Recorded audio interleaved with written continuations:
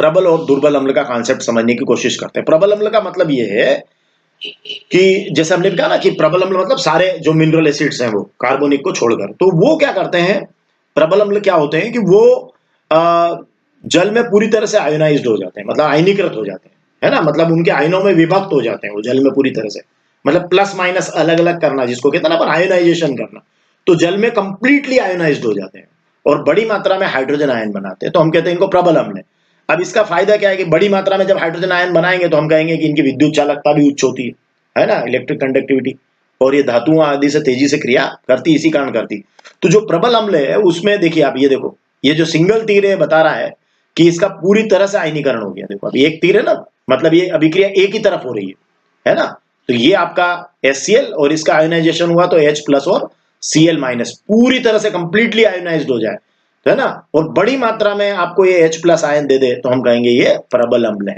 है ना। सारे मिनरल एसिड जो है, जितने भी मिनरल एसिड है कार्बोनिक अम्ल को छोड़कर वो सब क्या है, प्रबल है। जैसे कि अभी हमने बात की थी HCl, H2SO4, HNO3, है ना, हाइड्रोक्लोरिक अम्ल, सल्फ्यूरिक अम्ल, नाइट्रिक अम्ल, ये सब क्या है, प्रबल अम्ल। अगर इसका विपरीत देखने जाए अपन तो दुर्बल अम्ल में देखेंगे तो सारे कार्बनिक अम्ल जितने भी अभी हमने बात की थी, सिट्रिक अम्ल, टार्ट्रिक अम्ल, ऑक्जेलिक अम्ल, है ना, वो आपके कौन से हैं, जो हमारे प्राकृतिक स्रोतों से मिलने वाले हैं, वो सारे क्या है, दुर्बल अम्ल है। और इसमें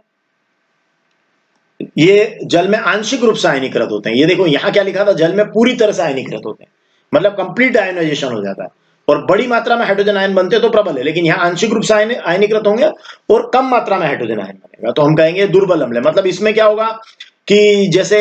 फॉर एग्जाम्पल अगर अपन कहें तो ये यहाँ देखिए, इसको देखिए तो आपको यहाँ से अच्छे समझ में आ जाए। देखो ये दोनों तरफ तीर लगा उत्क्रमणी का, मतलब ये कंप्लीट आयोनाइजेशन नहीं हुआ है, मतलब H प्लस आयन तो बने पर कम मात्रा में बने, पूरी तरह से आयनीकरण नहीं हुआ है।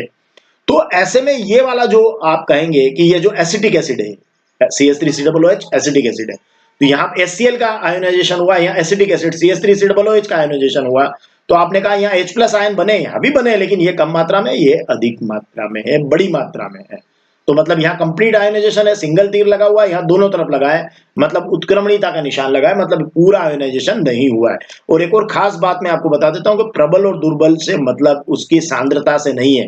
प्रबल और दुर्बल से मतलब है कि उसकी आयनीकरण की मात्रा कितनी हुई है, मतलब डिग्री ऑफ आयोनाइजेशन कितना है। इनका डिग्री ऑफ आयोनाइजेशन ज्यादा है तो ये प्रबल अम्ल है, इनका डिग्री ऑफ आयोनाइजेशन कम है तो ये सारे अम्ल कार्बनिक अम्ल कैसे हैं, दुर्बल अम्ल है। तो इस तरीके से हम ये कॉन्सेप्ट को अपने क्लियर कर सकते हैं। आगे बढ़े।